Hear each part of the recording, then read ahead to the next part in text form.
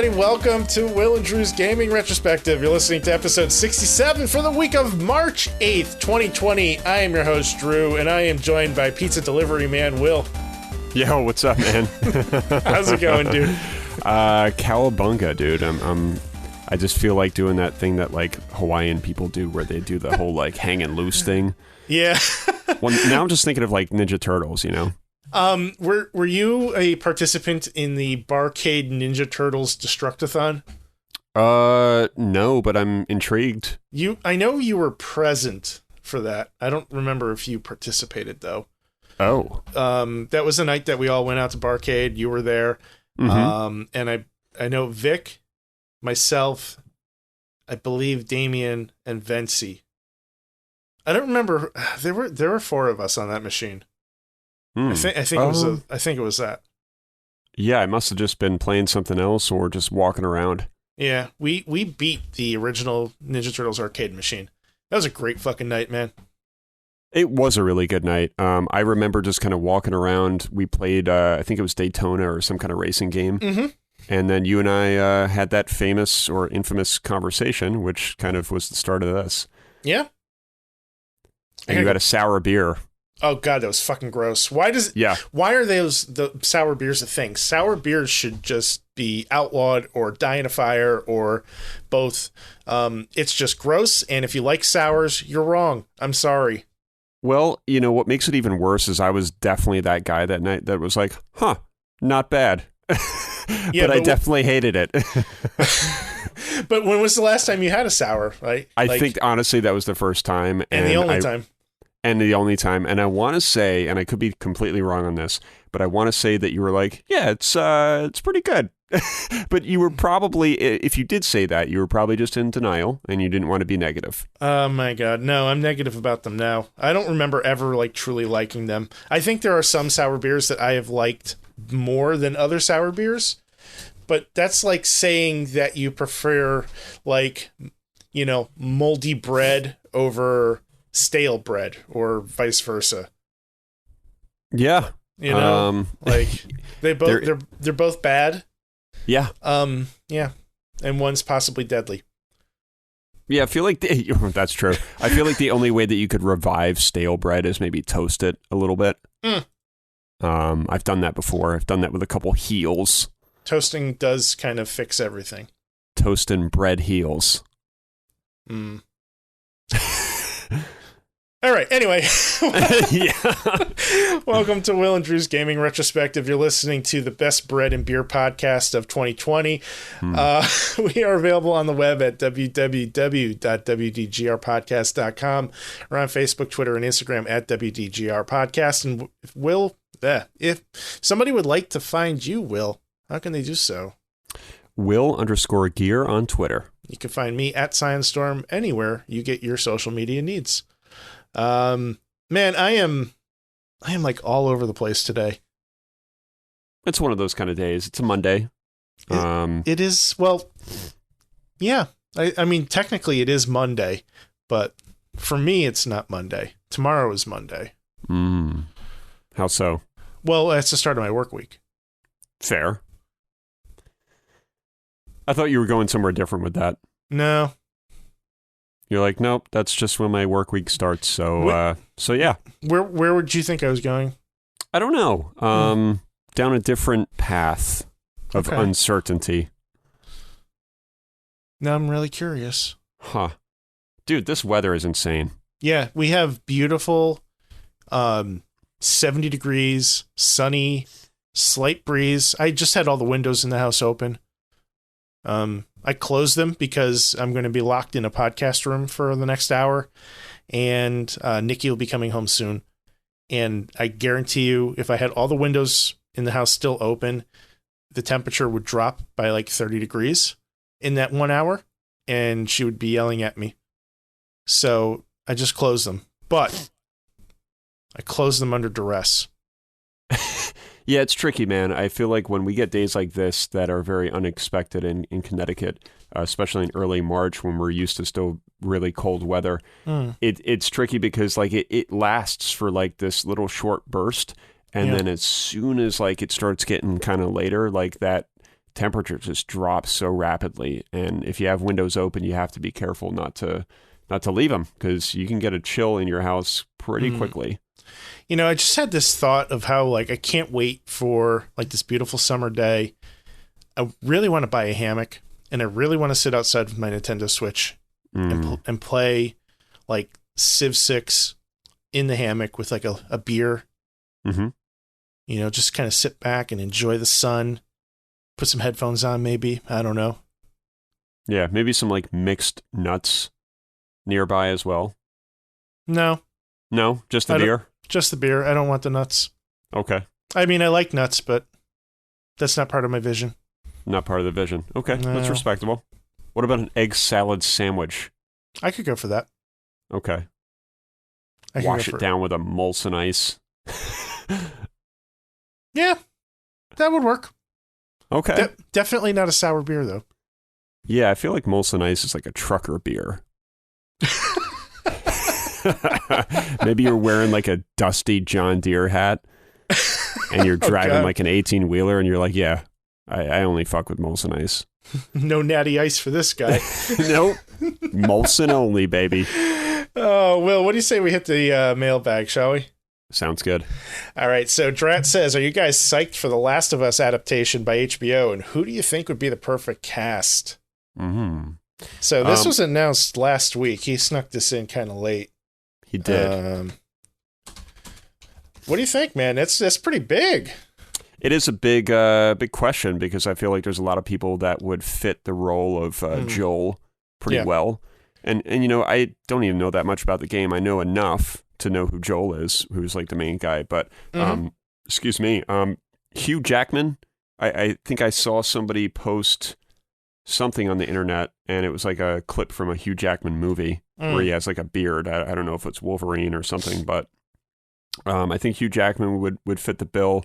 I can almost guarantee that Christian Bale will be able to do it, because he can really just transform into almost anybody. There's a lot. I would go with those two for now, because I don't know if Joel, when I think about how he looks in the game, I don't know if there's a lot of actors that look exactly like him. I think it's more about who can look like him. And in terms of the other characters, I'm not well versed enough to give a good answer on that. Yeah, I mean, I didn't spend enough time with the game to really fall in love with the characters, so like I'm even like just struggling to remember their names. But yeah, I mean, I think you gave some good examples there. What I think really intrigues me more than the characters is the fact that the person who's going to be behind the series is the guy who created Chernobyl. Okay. So that perked my ears up. Yep, I know you were a big fan of that. That's on my must-watch list. That got a lot of accolades while that was airing, and I know Jared Harris was a big part of that. He's a tremendous actor. Absolutely. He was in Mad Men, which is one of my favorite shows ever. He's also in The Expanse, which is one of my favorite shows ever. So, there you go. Yeah. But yeah, man, I mean, like, I'm just super excited that we're going to see a game get like a serious treatment on film. You know, it's been hit or miss with movies over the years. I think movies, generally speaking, have gotten better, but to take a video game and adapt it into a TV series that's not a cartoon, that's pretty exciting, especially with something of the weight and gravity that The Last of Us has as a game. You know, that's a pretty heavy game. Yeah, and I've always been in that camp of, you know, I'm not very interested in The Last of Us, because I generally am not, based on my experience with the first game. But, you know, with the hype surrounding Last of Us 2, it's really hard to ignore this franchise or series at this point. Really hard to ignore. And I have it on the PS4, so I don't know when I'm going to get round to it or if I ever will, but it's, you know, again, I kind of repeat, it's just hard to ignore the hype around it. Yeah, I really owe the game a proper playthrough. I got pretty far into the PlayStation 3 version of it, maybe somewhere between a third of the way and halfway through the game. I was really enjoying it, but I don't know what happened. I just stopped playing for whatever reason, never got back to it. I have a copy of the remaster on the PS4. I got it for dirt cheap, never played it. I would like to play The Last of Us 2, so I really owe it to the series to give the first game a proper playthrough. We'll see if I can find some time for that. I'm with you. Let's go to Epic Outro's question. Will loves Gravity Rush 2, but the first Gravity Rush was uniquely crafted for the handheld PlayStation Vita. Do you feel some of the magic is lost in playing a Gravity Rush game on a standard console instead? That's a tough one for me to answer because I just haven't played the first one at all, and I know that they did port it or remaster it for the PS4, I believe. And with that being said, I was also never a Vita owner. I've definitely played with the Vita, and I have a passion to acquire that thing, I think, one day if I can get the OLED screen. Yeah. But yeah, it's... I don't know what to say to this, Dave. I feel like because I've played Gravity Rush 2 only on a monitor and a big screen, that's kind of how I would only want to play it. I think if I had started with the original game on the Vita and it was uniquely crafted, apparently, for the Vita, then maybe I would have a different opinion. But I personally can't imagine playing that on a handheld. It would probably look great, but I think that game should be experienced on the biggest screen possible. A quick Google search gave me a Reddit thread where somebody flat out asks, which one should I buy, the Vita or the remaster for the PS4? And there's a lot of people that are like flat out just PS4, and here's why. PlayStation 4 has 60 frames per second, includes all the DLC, and the game is perfectly controlled with 2 analog sticks rather than using the motion controls of the Vita. Now, without diving into it too much, I'm assuming that means that the Vita has some sort of like tilt function where you can kind of, you move the Vita and it helps control your character, since there's only one analog stick on the Vita. So maybe something with the gyroscope or something is causing the system to detect whether you're tilting it forward, left, right, or whatever, and that helps with movement, which sounds great on surface, but when you're looking at a screen and you have to tilt the screen away from your field of vision, like, that's a little tricky. How are you gonna see what you're playing? Well, that was going to be my next question, is like, what makes it uniquely crafted for the Vita? Because I was sitting here thinking, okay, it must be like a control thing or something that they implemented, but I never thought of it from that perspective. Yeah, I guess it's just something about gravity sliding. I mean, I've never played the game, but analog controls weren't a part of that. You were using the actual motion of the Vita. I guess the Vita had like some of that 6-axis control that the PS3 had. Yep. So there you go. Yeah, I mean, just to kind of quickly touch on the whole 6-axis thing, that was an interesting feature set that was, obviously implemented with the PS3, and then I believe the PS4 does have something similar. I believe so. But yeah, interesting. I feel like, looking back on it, when it was more prevalent on the PS3, there were some games that used it quite well, and then there were others that just didn't seem to make much sense. So I'm not sure if they're ever going to be bringing that back. Yeah. I don't know. It's stuff like that. Like, I think on the surface, it's a great idea, but it just ends up being a gimmick if it's not fully adopted by most developers. And I think a big part of that is the fact that most developers are producing these systems or producing these games for more than one system. So why take advantage of a feature that only one of 3 consoles for that generation has if you're producing the game for 3 consoles, Very true. So, and that kind of goes down the whole road of the exclusivity, which I'll get yelled at again for, so we won't We'll just duck that one for now. I think so. Moving on, Joe Donuts asks, I recently played about 2.5 hours of the Dragon Quest XI demo on Switch, which lets you play 10 to 15 hours of the game and transfer your save to the full version. It's a very generous demo, but in playing it, I learned more about my patience for old school JRPGs than anything. I was always curious about the series, but I think I've realized it's really not for me. Do you have any games that you've always been curious about, but when you stop and think you really don't know anything about them?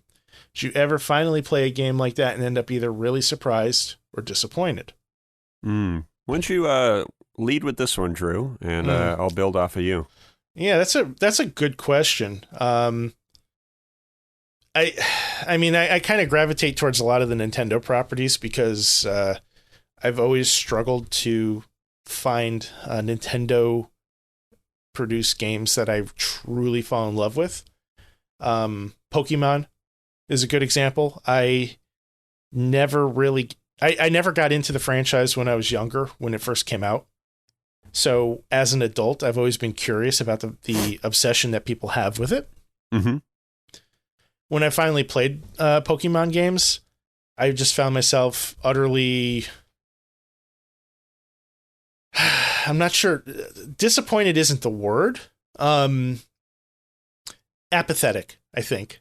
Mm-hmm. Like I played, I think it was Pokemon Leaf Green or Green Leaf or whatever for a while, and I just didn't care. I've played Pokemon Go, which I enjoyed for a while, but ultimately just didn't care. And I've tried a couple of the other ones too. I couldn't even tell you which ones. And, they're fine for a while, but then I just don't care. And I think apathy is worse than disappointment, because when you're apathetic to something, you don't have a feeling for it either way. It's like complete disinterest. If I was disappointed with it, at least I could like go off on the game and like have a rant, but I don't, because I don't care. I know there's been other games. Super Mario, like I didn't have a Nintendo 64 when I was a kid, so Super Mario 64, I tried firing that up. I thought I was going to fall in love with it. Hated the controls. Just didn't really care much about the game. Most Zelda games I've kind of felt that way about too. I keep trying to find a Zelda that works for me. Granted, I have not tried Breath of the Wild yet. I do have a copy of it. Got it for Christmas. Kind of waiting to find some time for it. And I'm hoping that will be the one that scoops me into the Zelda franchise. But I keep trying Zelda after Zelda after Zelda, and I have yet to find a game that just grabs me and says, "You fucker, this is what you've been missing." Yeah, this is, I think this is where I'm going to segue in. You brought up some really good points here, Drew, and I think that this is a really good question, because we've kind of touched on aspects of this kind of scenario so many times before, but this is presented in a kind of unique way, and I think my answer is so close to yours. It's like, there's been so many times in my life where I've tried to get into a series that I didn't get into before, but I keep fucking trying. And it's because I want to be a fan. I want to understand why somebody can love Chrono Trigger or Zelda Breath of the Wild as much as, as much as they do. I want to be able to have that same experience. And sometimes I feel like I just don't care, like you said. Yeah. And, it bothers me, because like I feel like there's something wrong with me, almost, like where there's so many people that will like a certain game and then I just simply don't. And I generally, when I get into sort of like moods like that or mindsets, I will reflect on some other gamers out there that I relate to more, and I really admire their willpower and their kind of sort of ability to stand their ground with an opinion and their feelings towards something. Like there's this one guy, Epic Name Bro, I've mentioned him before, big Dark Souls guy. He now is very prevalent on Twitch. And his lineup of games is kind of obscure like mine. And I usually will kind of gravitate towards him when I'm in those kind of mindsets, because it helps me realize like that it's okay to just not be into something. Right. And it's normal. It's just... it's more aligned, like the games that you like are more aligned with who you are and what you want in a game. And if Zelda Breath of the Wild is this smash hit, which it was, and you're just not into it, it just means that it's not aligning with what you're used to or what you want out of a game. And I guess you could put it that simply, but it's kind of interesting to find out what the underlying reasons are. Yeah.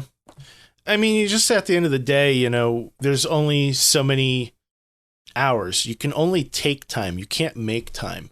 So why not take the time to play something that really gravitates towards you, your personal tastes, something that hooks you, grabs you, that doesn't let go.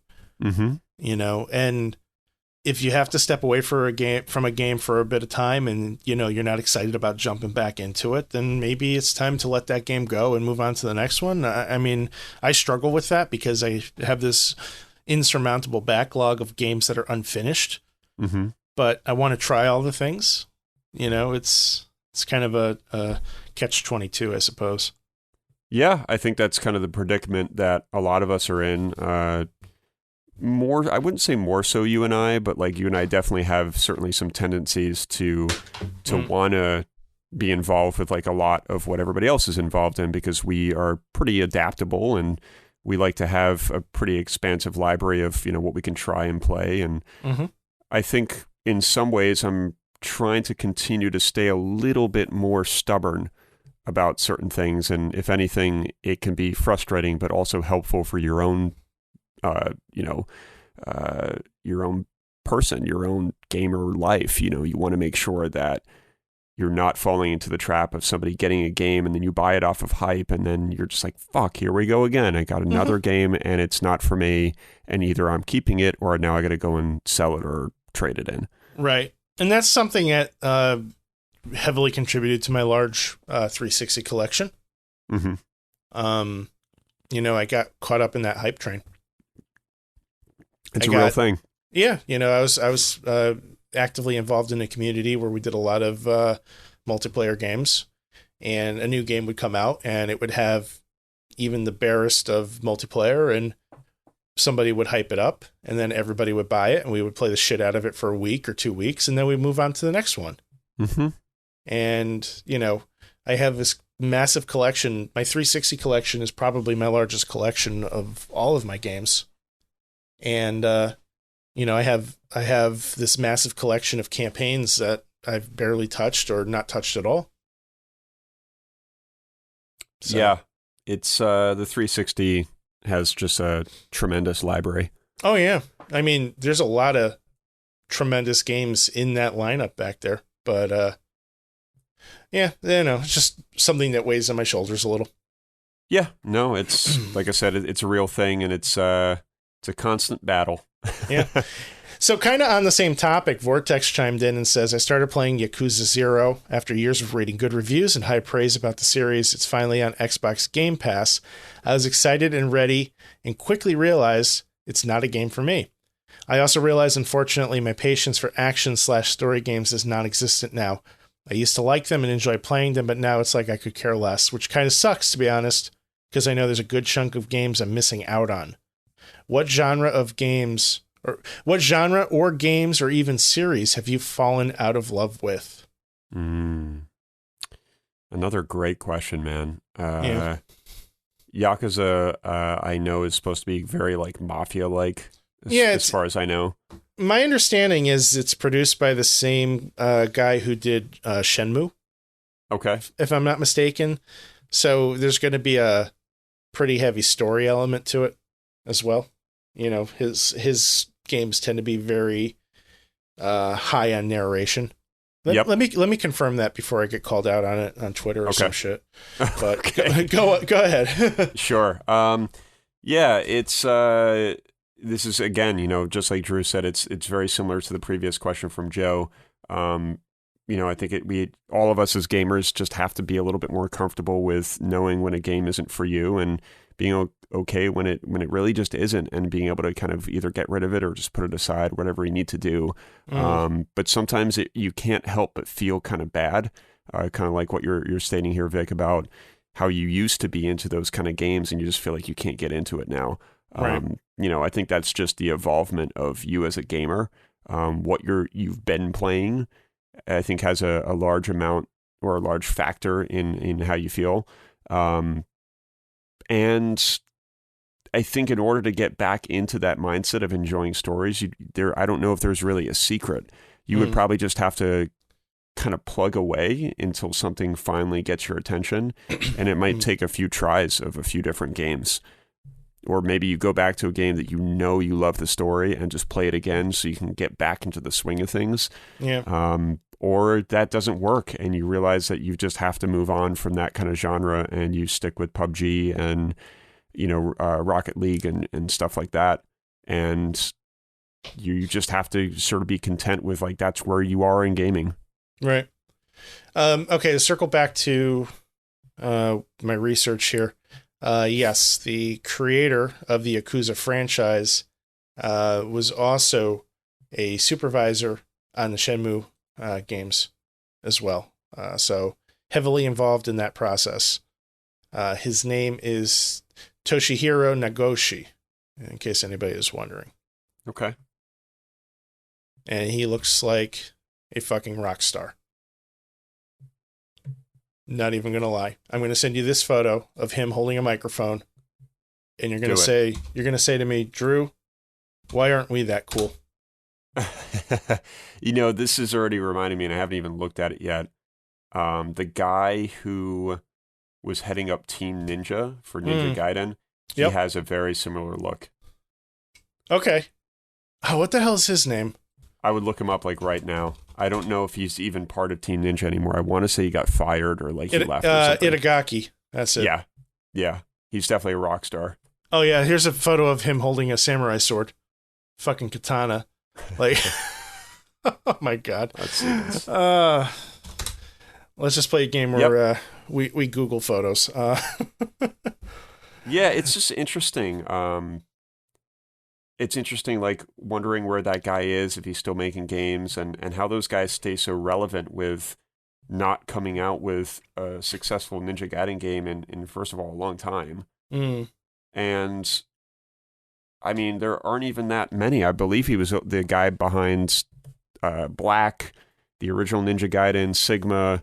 So there's been a few releases, but after 2 and I believe Sigma, there really wasn't much else worth noting. I know they had like Razor's Edge and all these other like weird Ninja Gaiden games that came out later that were just kind of flops. But I think his claim to fame really was the Dead or Alive series.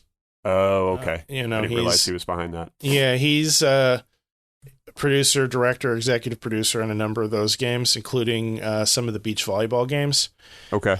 He was an advisor on Fatal Frame 2 and Devil's Third. He was involved in that. That was back in 2015. I guess that was just for the Wii U. Huh. Looks like a hack and slash. Yeah, it was on the Wii U and is on Windows. Interesting. That was never released in America on Windows. Interesting. This is a whole rabbit hole we can dive down. Oh, certainly. Yeah, I mean, like, I think there's a lot of first-person shooters that have kind of fallen out of love with the Gears of War franchise. And I don't know why. I tried playing Gears 5, and it certainly looked good, but it didn't hook me. Trying to think of what other games. I used to be a big fan of the Tom Clancy games. Yep. Like, Rainbow Six, Splinter Cell, Ghost Recon. And I just haven't really cared in a while. Like I have no interest in playing Rainbow Six Siege. I just, I was never into the multiplayer side of things on those games. Yeah. And Siege is basically only multiplayer, if I'm not mistaken. I never hear anybody talking about a campaign for that game. I used to love those campaigns too. I love the idea of being in this tactical environment where you're ordering 3 other squad mates to, hide behind cover, flank this enemy, shoot him from behind. Like, that was just so thrilling to me. Well, I remember, like, back in the day, one of my buddies was playing one of the Rainbow Sixes on PC. I mean, I'm talking forever ago. And I remember that game. He was talking about how difficult it was because he was playing at some kind of high difficulty. And he had to do, like, a lot of just, crazy missions where you can't be seen, or you got to make sure you, like, shoot the terrorists and all this kind of stuff. And it was just interesting. When I hear about that game, I always think about that memory of how he was playing it in, like, 2002 or something on PC, and just kind of talking about how difficult some of the missions were. Yeah. I mean, those were fun games, but they were certainly challenging. Oh, I bet. I mean, worth checking out, though, like, if you ever have an opportunity. Sure. I would definitely give them the time of day, because if you want to play a shooter that rewards patience, Rainbow Six is definitely for you. At least the campaign side of, like, some of those games were. Mm-hmm. I can't speak for the multiplayer. It just seems like an absolute shit show. Let's see here. Let's move on. Saikoro asks, what's your favorite gaming collectible of all time? Will, you have a man. lot of collectibles. I did. I did. Yeah, just to be kind of quick about this, I did get rid of a lot of them recently. I just, they weren't really serving that much purpose in my life. But without going down that rabbit hole, I would say, what do I even have left that would be worth noting? I could say the Metal Gear Solid 4 Collector's Edition is definitely, holds a pretty close space to my heart. I love that game. Everybody knows that. And that Collector's Edition box is just so fucking cool. It kind of splits off at the top. It's got amazing artwork on the front. And it comes with just a basic game disc and case on the inside, but it also comes with a special edition behind-the-scenes Blu-ray. And I just really cherish that thing because I got rid of it like forever ago, and then it took me forever to find it again. So that's why I think that one is pretty special for me. And then for something that I did actually recently part with, it was a Big Boss Hot Toys figurine. And that was the most expensive figurine that I ever purchased, and it was pretty amazing. It looked super realistic, and yeah, it was Big Boss from Metal Gear 3, one of the best Metal Gears, I think, in the series. And yeah, I had fun just kind of having that in my possession for a while, but now it's off to somebody else's home. Very cool. Very cool. I was never really big on figurines as far as like gaming collectibles go. Most of the rare treasures in my collection are actual games or systems themselves. I have a copy of, I want to say it's Legend of Zelda Wind Waker and Metroid Prime in a dual case for the GameCube, which was only sold in one model of GameCube as a pack-in. Wow. And it's extremely rare. For sure. And it's worth, last I looked, it was worth quite a bit. we're talking hundreds of dollars. Oh, yeah. What else? I have a Street Fighter 25th anniversary collection for the PlayStation 3. It has every Street Fighter game up to Street Fighter 4. Plus a soundtrack for the entire franchise. It came with a collectible Ryu figure that lights up, and also has Akuma's black belt, which is kind of nifty. Unfortunately, it's a little small. It does not fit around my waist. I'm not saying why I tried. What else? And there's like all kinds of cool stuff in there too. There's like an art book, and I got that on sale through Amazon for like $25. It was like a no-brainer to buy that. I'm glad you said art book because I overlooked that piece. I'm definitely an art book guy, and Me I too. think that those definitely count. In terms of what Damon's asking here. Yeah, art books I think don't get a lot of love. They don't. And, I really enjoy a good like coffee table book, good coffee table art book. Oh, yeah. And I've gotten some beautiful ones from you, the Horizon one, and the retro gaming one, the A to Z collectible. That's really cool too.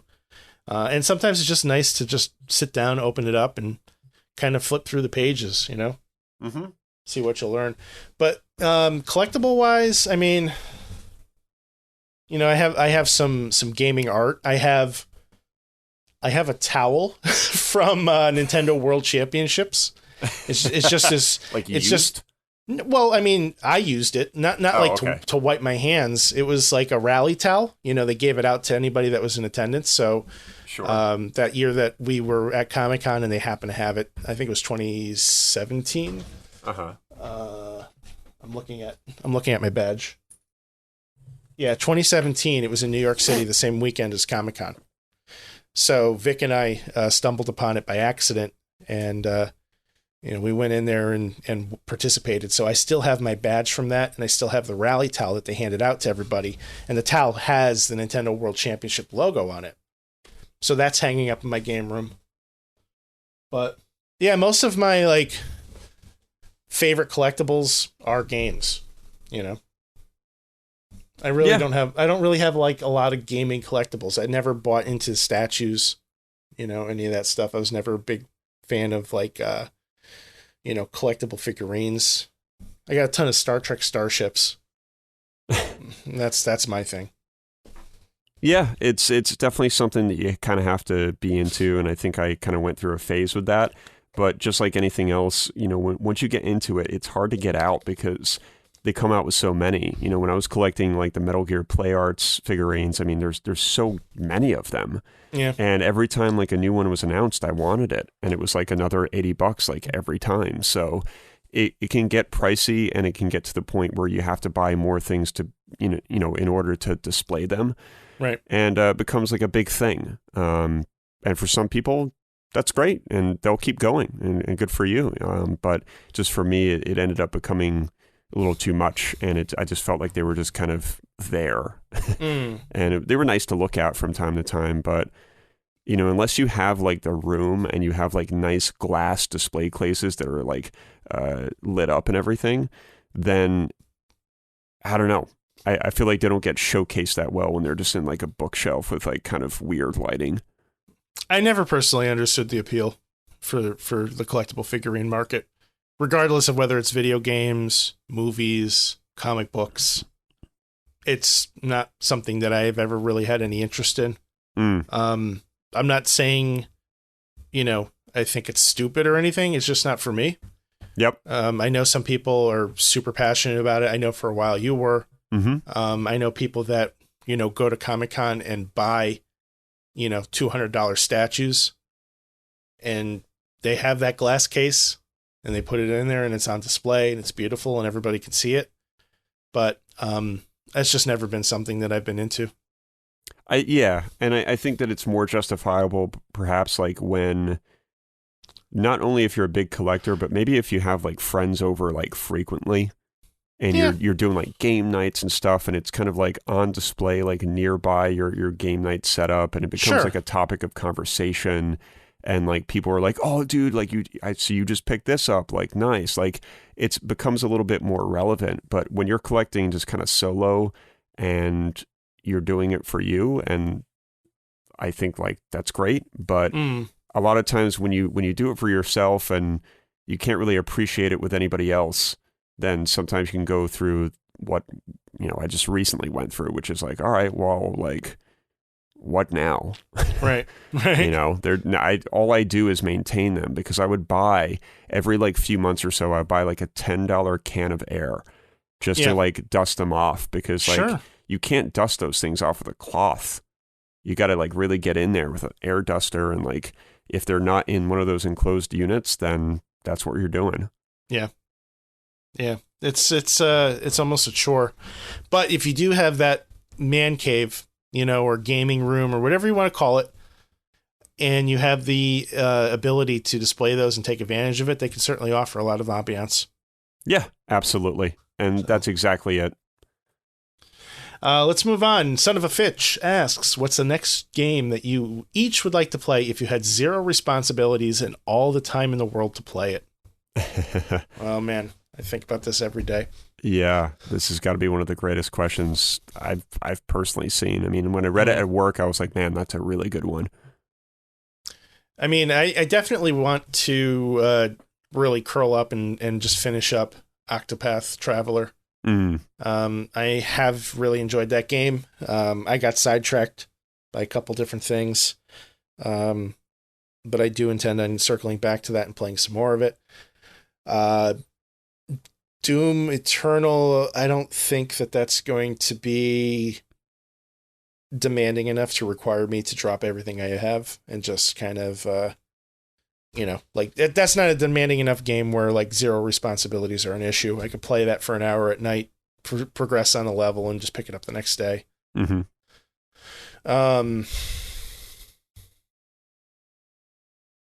FF7 Remake, maybe. Sure. My backlog. My entire backlog. I knew that was coming. I was like, that train's just never late. Oh, God. I mean, my answer is kind of the same, to be honest. It would just be my backlog, man. Like, but if I were to choose like a couple games, I would say Skyrim would be a lot of fun to like just really hunker down with rather.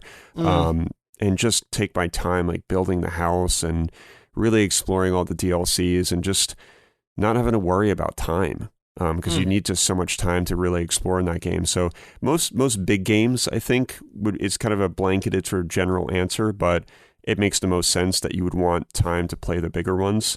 So yeah, I wish I had like a little bit more of a specific answer, but that's just honesty right there. Yeah. Yeah, it's just a really tough question for me to answer with just one game. Yeah. You know, but I suppose some sort of an RPG would probably be it for me. Puckstore asks, the most common reason why I stopped playing a game is player death, but some games really lean into it and dying becomes an enjoyable part of the experience rather than a reason to shut the game off. Can you all name a game that handles player death really well as it encourages you to keep playing? What about a game that made you rage quit after a death? And why were your reactions different? This is a good one. It's a really good one. I would say, in short, if the game or if the character or your character rather dies quickly and the way that they handle it is like, boom, you're just kind of respawned. I think most people will probably have that answer because it's less punishing. You're just kind of back in the game again, quite literally. Right. Any kind of Dark Souls or, From Software experience definitely has a reputation for having, raging moments after death. In most cases, fighting games, anything like that generally will also infuse and kind of, fan the flames with your rage. So I would say to make it more relevant, Sekiro for sure would be my the one that would make me rage and want to quit after dying because of the way that it's done. Like it's not just because of how you die, it's because of you tried so goddamn hard, and when you die it's just so it just sucks so much from the way that the animation is, from the way that you see the boss kind of basically laugh. It just makes you more mad. But if you're playing a game like I can't think of it, maybe Strider actually. Okay. With Strider, I remember you would just kind of disappear, you go zoop. And it was almost like somebody was shutting off a computer, and then you would just kind of pop back in again, after the game was done, loading just super quick. So moments like that, I think, are less rage-inducing. Yeah, I think that's the key right there. Is is death a punishment, or is it a I'm not sure what the word I'm looking for is, but there are games that draw out the death process and just make it this excruciating thing because they want to make it look all cool and gruesome and, make you feel for this character. And then there's games that are just okay, let's start again. Mm-hmm. And those are the ones that I think really succeed. And it depends on the type of game too. I think Dark Souls is a good example. The first one that came to my mind was Celeste, which you die, your character disappears, the screen goes to black, and then you reappear at the start of the same screen that you were just on, and this all happens within a second and a half. There's no restart time at all. It is quick, and that is a game that is built on using failure as a means of success. So you learn okay, you can identify exactly what you did wrong because the precision in the controls is there to match the game. And if your platforming is off by even a split second, you'll die. So it's not going to punish you for that death. It's going to give you an opportunity to get back into it and get right back at it and figure it out and get it right. And some of the most rewarding moments in my gaming history are some of those fucking insane jumping puzzles that I was doing screen caps of, when I was playing the game. There's some really crazy shit. And I only got maybe a third of the way through the game. It's a long game, relatively speaking. Another, I think, genre that tends to handle it well are roguelikes. Not every roguelike game does it well, but Dead Cells, I think, is a good example where it punishes you enough to remind you not to do stupid things, but you're still making progression with your character when you die. So there's this currency in the game where as you kill certain enemies, they drop cells. and you collect them. And when you die, you're going to lose some of those cells, depending on what upgrades you have. That's going to dictate how many cells you lose. So you can invest these cells into making your character stronger, faster, make it so that the character loses less of the cells. And there's only certain points in the game where you gain access to like a shop, per se, where you're able to upgrade your character and use those cells. Mm-hmm. So you always want to push to get to the next spot where you can upgrade so you can spend them. You don't want to die and then lose them, and then you have to go and collect them again. But it still gives you that sense of progression, because even though you're dying, even though you're losing, a percentage of them, you're not losing them all. So if you die 5 times and you've picked up, 20 each time, maybe you only spawning back again with 5 more in your pocket, but that's, progressively more and more each time you die. Eventually you have enough to upgrade your character. So, that game, the whole premise is you go out, you fight things, you die, you're reborn, and you do it again. And each time you go out and fight, you're a little stronger, a little faster. And eventually you become like just this like unstoppable monster that's just like destroying everything. It is so fucking cool. Yeah, I think ultimately it really it's kind of game specific. It's kind of a tough question. It's such a good one, but it's hard to answer like in a short way, because there are just so many games that will punish you in so many different ways. And then there are other games that, it's like Strider, or I want to say even Ori and the Blind Forest is kind of a quick respawn kind of situation. Yeah. So it's tough, but I think that, it's a little bit of both worlds. Yeah. The only game I can think of that made me rage quit was, I'm sure there's a few more. I'm trying to think. I feel like there's a game that Vic is going to remind me. Oh, Destiny 2. Jesus Christ. That fucking King's Fall raid. And the dick punching. I've told the story before. I don't remember what episode.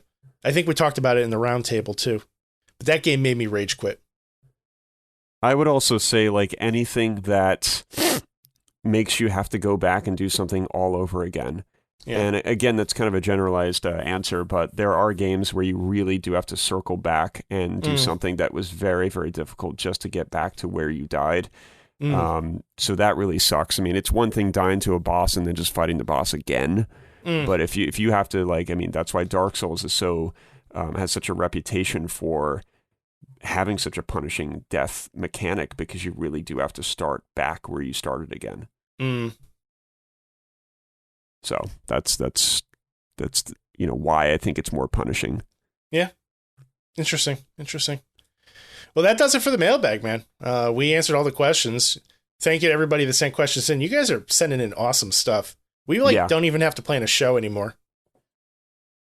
I know. It's kind of like I'm like we're answering these questions. We're going down the list, and then I look over at the record time, and we're already 49 minutes in. Yeah, and we're supposed to be doing hour-long shows. So let's dive into our originally planned topics. Will, you have sampled the Final Fantasy VII demo. I think that's the key word, is sampled. And yes, I fired it up last night finally, and I don't know what I think yet. I want to say just kind of right off the jump here that the presentation music I'm completely a fan of, and it kind of gets your attention right away. The presentation of the opening is so nostalgic and reminiscent of the original. And when you get to that kind of title screen of hearing Prelude and all of the original tracks that we all fondly remember, you kind of smile. You can't help it. So I'm really impressed with that. I'm really impressed with just how the game plays and looks. Let me rephrase that. I'm really impressed with how the game looks. In terms of play style and how the game plays, I'm not far into it enough to give a proper review on that or a consensus. But I can sort of co-sign on what you said last time about sort of button mashing. I'm not too sure what's going on yet with whether it's turn-based or not, but from what I can see, it is not turn-based in terms of just fighting a couple Shinra soldiers in the beginning. So I'm not sure what to think about that side of it just yet. So it's not a super long demo. It's only about an hour. How far in did you get? I got to, really not far. Like, I jumped off the train, had some dialogue moments, fought, I think, 2 or 3 different sets of soldiers.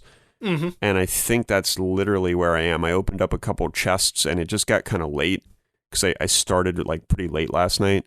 Mm-hmm. And I had a couple things to do before, heading to bed, excuse me. So that's why I didn't really have a, deep dive. I'm planning on finishing it this evening, but that's as far as I got. Did you get to the point where Barrett joins your party? No.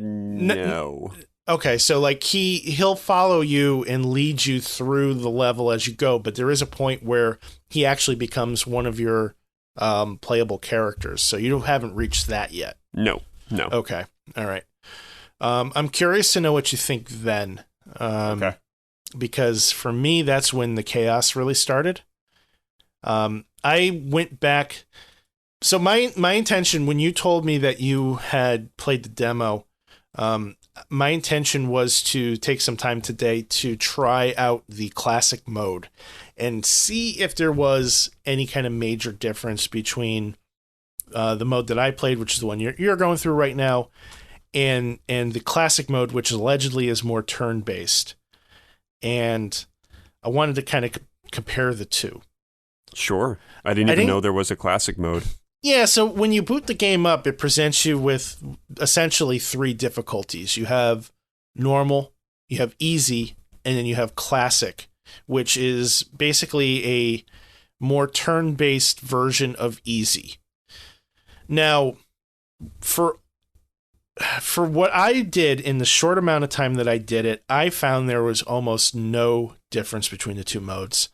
You're still able to button mash and slash and hack and do everything that you were able to do previously. I went and watched a video to see like if there was something I was missing. I actually thought that perhaps maybe I accidentally made the wrong choice. And I thought that, even though I wanted to choose classic, maybe I selected easy.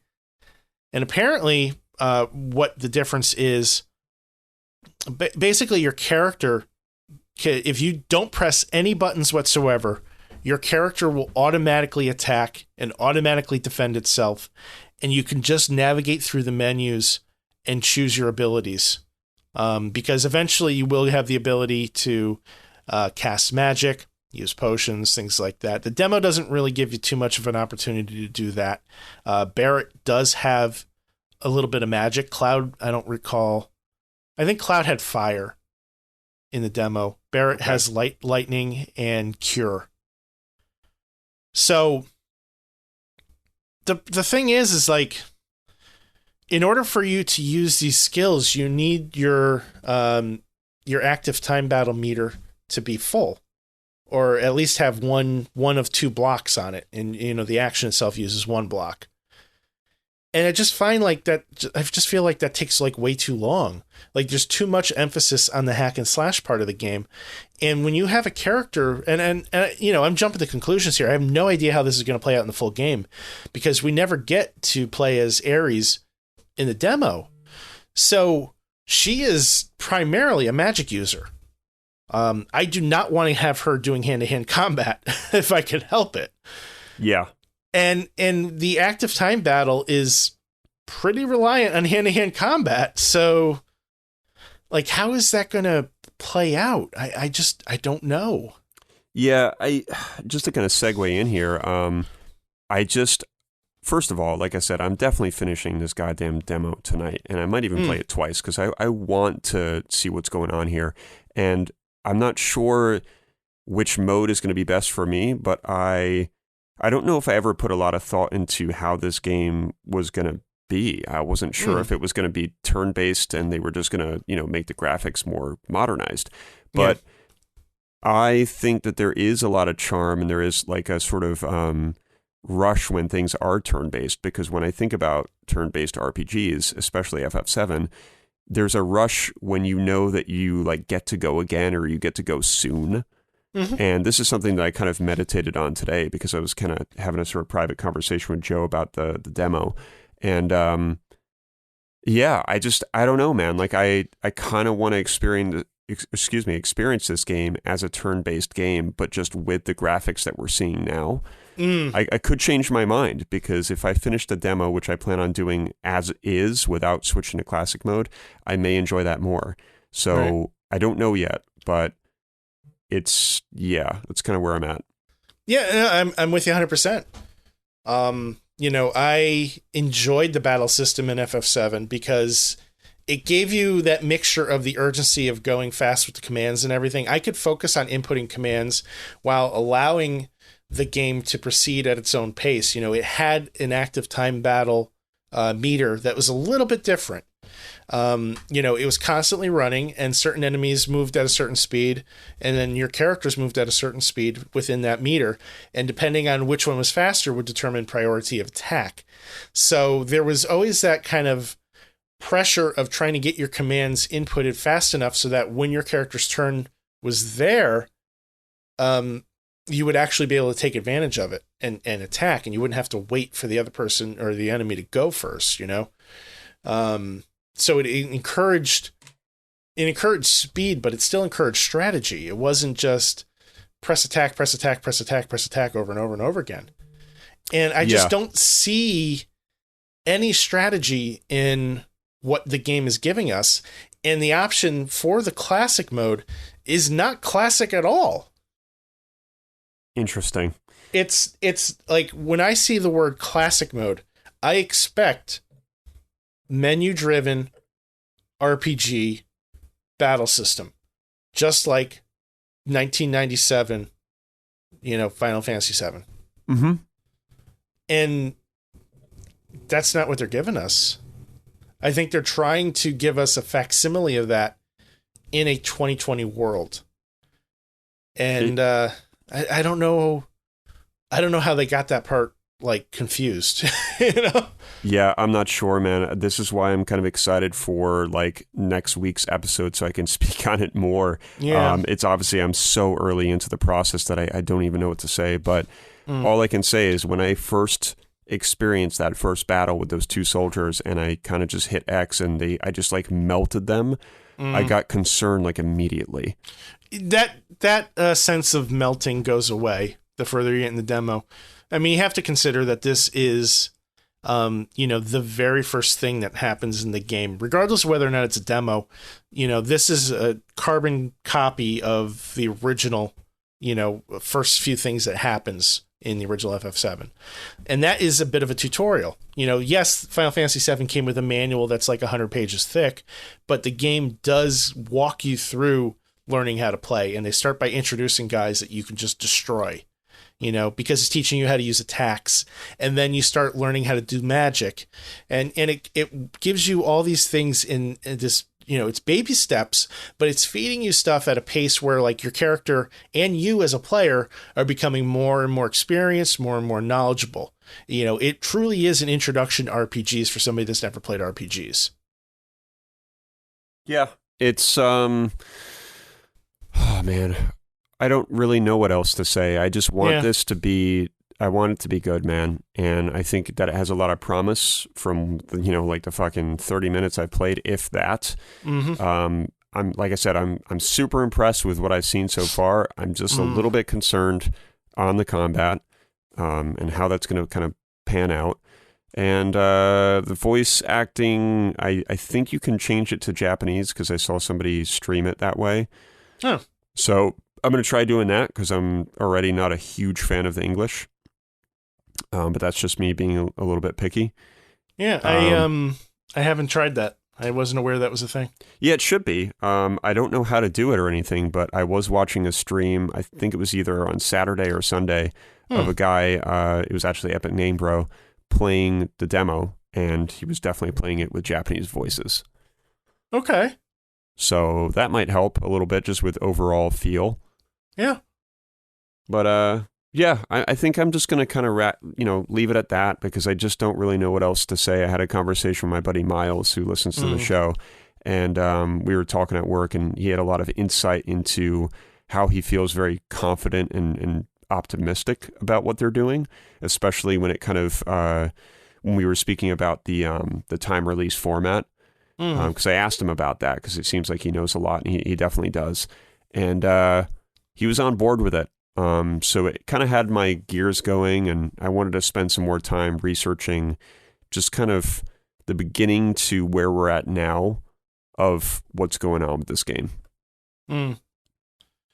Just a side note, I don't know if you're aware, but the person who's doing the voice of Wedge in the demo is the same actor that played Badger in Breaking Bad.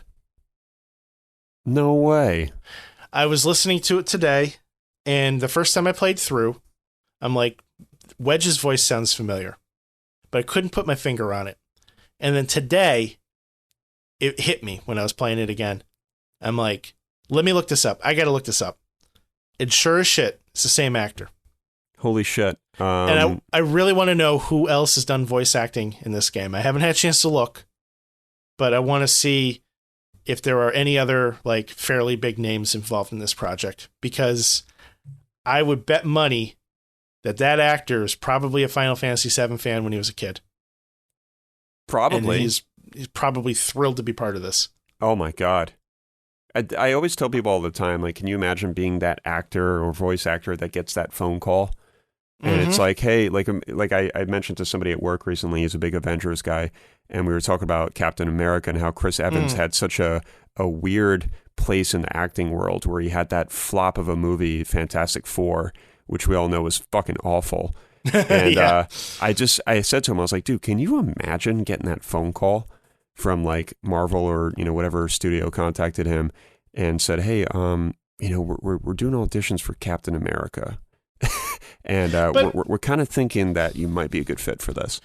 But consider at the time that the Marvel Cinematic Universe wasn't as successful as it is now. They only had a couple films, and they were doing pretty good. But, Captain America was one of the original MCU films. So they hadn't really established this like line of credibility. There was still a chance that it could have been as bad. Yeah, that's very true, and I think that's a great point because you could even take Troy Baker, who is like essentially the next Nolan North of game voice actors, and he does the voice for Joel in The Last of Us. So when he got that call, he might have been thinking, all right, cool, like this sounds like a really good opportunity, but I don't know if they ever expected it to do so well. Right. And now he's like, he must be obviously banking off of it. He's already in part 2. He has so many other gigs now because of how well the first one did. Right. And now I'm pretty sure he doesn't really have to worry about money for probably a long time. Probably not. Or that's a job. Yeah. You're probably right there. And he's a great voice actor, man. He did the voice for Otacon, or not Otacon, Revolver Ocelot in Metal Gear Solid 5. And I'll send you a couple like videos, but it's so good. He's such a good voice actor. It's just so authentic. And Nolan North is amazing too. Like his Nathan Drake. I mean, he is Nathan Drake.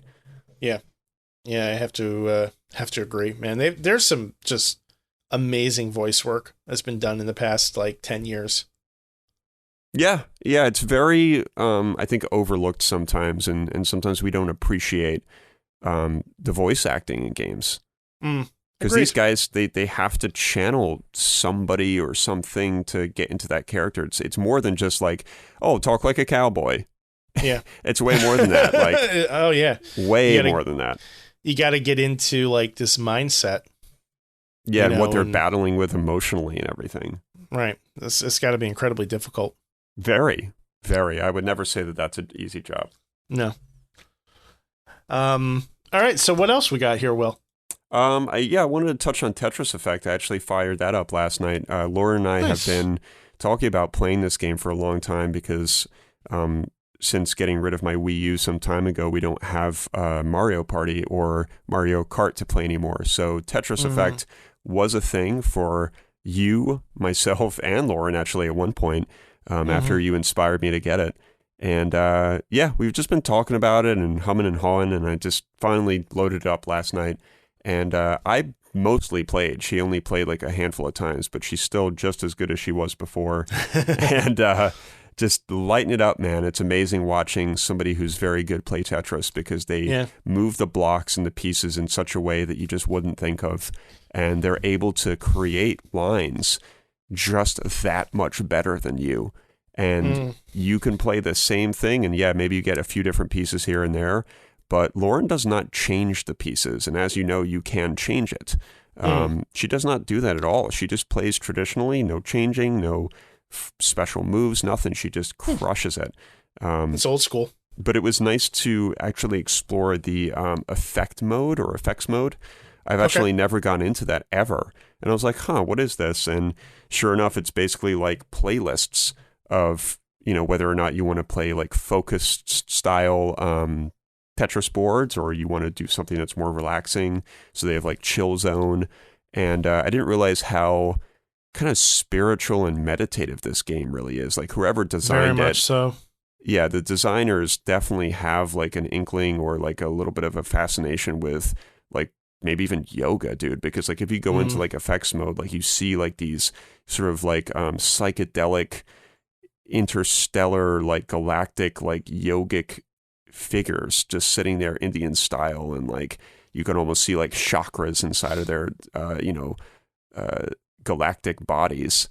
And I was like, this might be my go-to game like if I'm having a stressful day, or maybe I just play a couple games in effect mode when I get home from work. I haven't spent a lot of time in that effect mode section, but you should.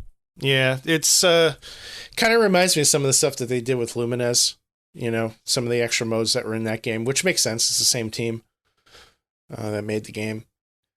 But go ahead, I'm sorry. I was just going to say, you can also fly around like a sort of virtual planet. And it's really, there's no purpose. Like you can fly around and you can explore other people's like avatars or like gamer tags that have like a little avatar attached to it.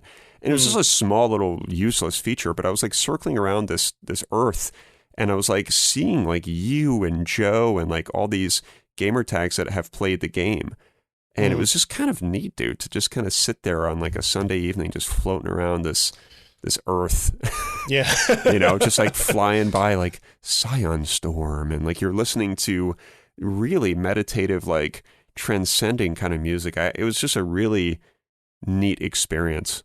I'm glad you're picking that up again. It kind of is inspiring, that meditative mode. Yeah. Sounds like something I need more of in my life. Dude, I honestly, I would dive right into that. And I honestly think that I'm going to be doing it more often because I felt super relaxed just kind of playing some of those, like that first level that you play that has like the, it's like an ocean or a sea type level. You and I have probably played it like hundreds of times. Yeah. Because it's a good like warm up phase. Yep. But yeah, that game is really special, man. And it's kind of a shame that it seems like it just sort of came and went. I know people are still playing it, but it got a lot of hype at one point and then it just kind of vanished. So, well, I mean, I think with any Tetris game, you have casual players that get hyped about it. They jump in and then, kind of move on to their next thing. And then you have the hardcore crowd who plays competitively, either for high scores or they actually go into tournaments or things like that. And, I'm not really plugged into that community, but I do know that this game was meant to be tournament accurate. There are videos where they go into the details about what this game does and doesn't do that other tournament level games do. I think Digital Foundry did a video where they explored every single Tetris, including this one, and it's fucking long as hell. But if you're a fan of Tetris and you're a fan of Digital Foundry, it's a must watch. And then there's another video that I watched right around the time that this game was released, and it kind of sealed the deal for me. And it shows a tournament level champion of Tetris who focuses primarily on the NES version of the game, playing Tetris Effect in VR for the first time. And like, Lauren is good. This guy is another level. Oh yeah. And like, you could see Like, he's thinking 6, 7, 8 moves ahead. It's absurd. Yeah, there's so much skill behind Tetris, and some people that aren't really sort of inclined to play it or don't know much about it, they think that it really is just waiting for the next block and then just deciding what you're going to do with it. Like, it's way more than that, man. I mean, you play similar to me where, like, I refuse to put a block down if it's not, like, even or if it doesn't make sense. Like, I'm not going to put your traditional square block like where it's like hanging off of an edge. Like, it needs to be like, I'm very OCD about how I play, and I try to do what you do where like I stack for a while and then I wait for that nice long one and I drop that shit down the side. Well, I picked that up watching one of those tournament players. Oh yeah, and it's risky to play that way because you have to make sure that you're either going to get that block that you need or you just I mean, like, it can get challenging. Yeah, 100%. So if I can find that video again, I'll send it your way. I think you'd find it fascinating. Please do. Yeah, man. But I think that just about does it for us for this week, huh? I think so. Yeah, I don't really have anything that I've played. It's been a weird week for me. Yeah, but this is the start of a new week. You're going to get back to Octopath. You're going to get back to some games this week, and you're going to squeeze some stuff in. So I appreciate your optimism. You will. I'm sure you will. I hope so. Thanks, everybody, for tuning in. We really appreciate it. Please subscribe if you haven't already done so. And even better, tell a friend about the episode. And any other episode of ours that you like, just, let them know we have a great show that, kicks ass and chews bubblegum. You can find us on the web at WDGRPodcast.com. Hit us up on Facebook, Twitter, and Instagram at WDGRPodcast. And, of course, Will, how can they find you? Will_gear on Twitter. You can find me at ScienceStorm. Really please. Well, I just hit that wall, man. Just right there. That's when you know. Thanks, everybody, for listening. We'll see you next week. See ya.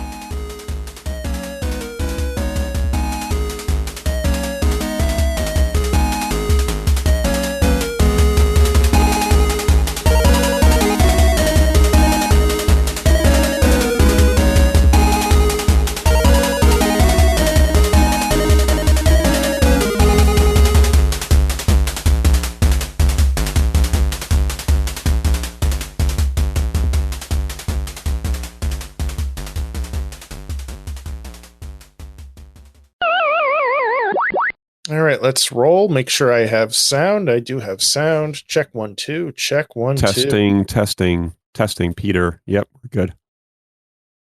Penis Pronto. It's a porn title. Penis Pronto 2. Penis Pronto, the sequel. Dude, this is where we need Dave C in the mix right now. If it's Penis Pronto 2, wouldn't it just be Penises Pronto? Oh, man. Why are we 5? Oh, man. I don't know. The sun's out. I'm going to blame it on that. Such a weak excuse.